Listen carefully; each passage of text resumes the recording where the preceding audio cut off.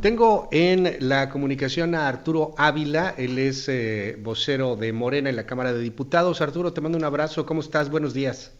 Luis, te saludo con mucho aprecio, como siempre, muy buenos días a ti y a la gente que nos escucha. Oye, cuéntanos qué hacemos con el gusano barrenador. Hay una suspensión de 15 días en estos momentos para la exportación de ganado. Están preocupados algunos ganaderos, si bien todavía es manejable, el tema puede escalar mucho. ¿Cómo lo ven en la 4T? ¿Qué va a pasar con este asunto?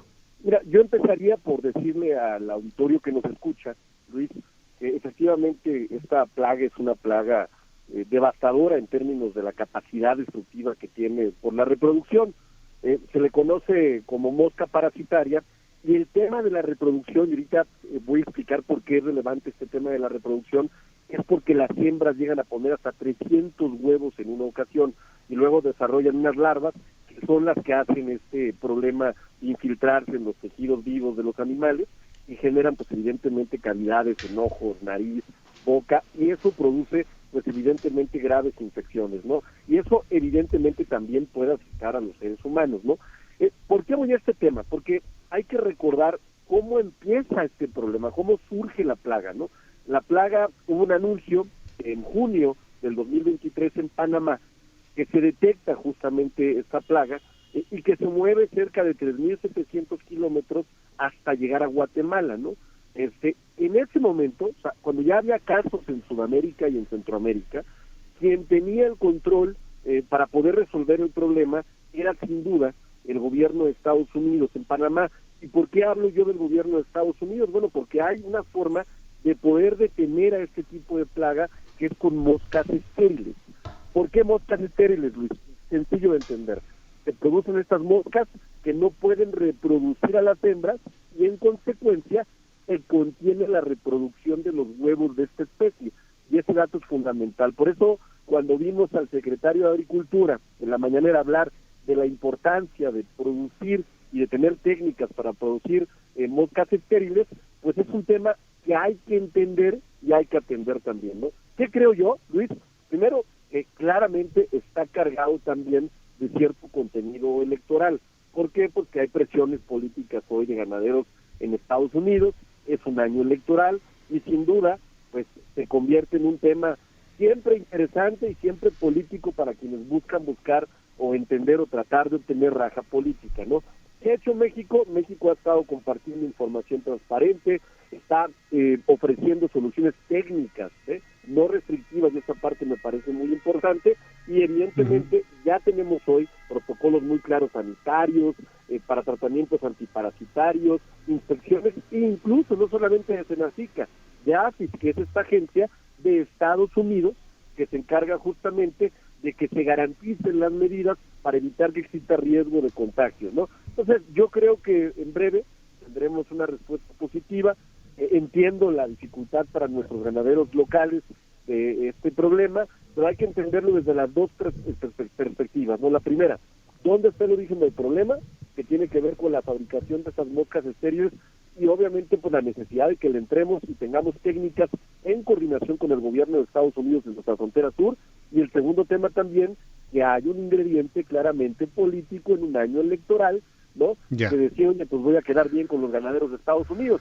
Y eso me parece delicado porque cuando se enredan las decisiones políticas con las técnicas, el resultado siempre será desastroso para ambas naciones. He escuchado por ahí señalamientos, leído en redes sociales, en comentarios, en columnas, etcétera, Arturo. El asunto de una responsabilidad también de la 4T en el momento de la llegada de López Obrador y la austeridad republicana que se fue aplicando, la disminución de ingresos y de recursos que tuvo en su momento el Servicio Nacional de Sanidad, Inocuidad y Calidad Alimentarias. ¿Qué decir frente a ello? Hay ahí señalamientos en torno a que la austeridad terminó por provocar que llegara la plaga y que tuviéramos las afectaciones, particularmente en el sur de la República, Oaxaca y Chiapas, si no me equivoco, Arturo. No, a ver, yo también leí la columna, la tomo de Uh-huh. quien viene, que es un detractor de la 4T, ni siquiera voy a mencionar su nombre, ¿no? Y me parece que cuando el mejor caso para poder entender que no es cierta esa afirmación es que el primer caso se detecta a finales de junio de 2023 y se detecta en Panamá, Luis, no se detecta en México, se precisamente donde está la primer barrera de un laboratorio donde se genera la mosca estéril para evitar que de Panamá hacia Centroamérica y Norteamérica tuviéramos esta afectación. ¿Qué pasó?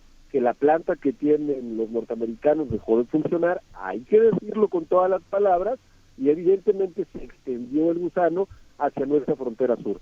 ¿Qué tenemos que hacer nosotros? Reaccionar de forma inmediata, ya no depender de esta barrera que se tiene en Panamá, y empezar a buscar en coordinación y en colaboración con el gobierno de Estados Unidos generar estos recursos técnicos o tecnológicos para que nosotros tengamos en la frontera sur pues esta generación de moscas estériles, ¿no? Porque mira, el cierre no va a solucionar los problemas, el cierre de la frontera, ¿no? La suspensión no frena la expansión del gusano barrenador. O sea, se requieren acciones conjuntas como la liberación de moscas, que ya te conté, que esto se llama en términos técnicos control biológico, y por supuesto reforzar la vigilancia epidemiológica en la frontera sur y detectar de forma temprana dónde se pueda tener este problema y dar un tratamiento en las zonas afectadas, ¿no? Eso me parece lo más importante. Hay que entrarle fuerte al tema porque Sonora es un estado que se afecta por ser líder en exportación, ¿no? Y esta parte me parece fundamental. Ahí tenemos que apoyar a nuestros productores como nunca, ¿no? Porque no queremos afectar ni la cadena productiva ni el comercio binacional, ¿no? Y aunque nosotros tenemos trazabilidad sanitaria, para la gente que nos escucha, es decir, tenemos muy claro dónde está el ganado en nuestro país, y es relevante que se tome, sin duda, ¿no?, una decisión en conjunto y en colaboración, porque incluso, hay que decirlo, Luis, la propia falta de exportación de nuestros productos a Estados Unidos también va a generar un problema en los precios del ganado en Estados Unidos, frenando el consumo y provocando un impacto inflacionario, ¿no? Gracias, Arturo Ávila, por estos minutos aquí en MBS Noticias. Estamos al habla. Muy buenos días. Adiós, Luis. Nos vemos el próximo lunes. Un abrazo muy fuerte. Hasta luego. Gracias, muchas gracias. Es Arturo Ávila, es el vocero de diputados de Morena.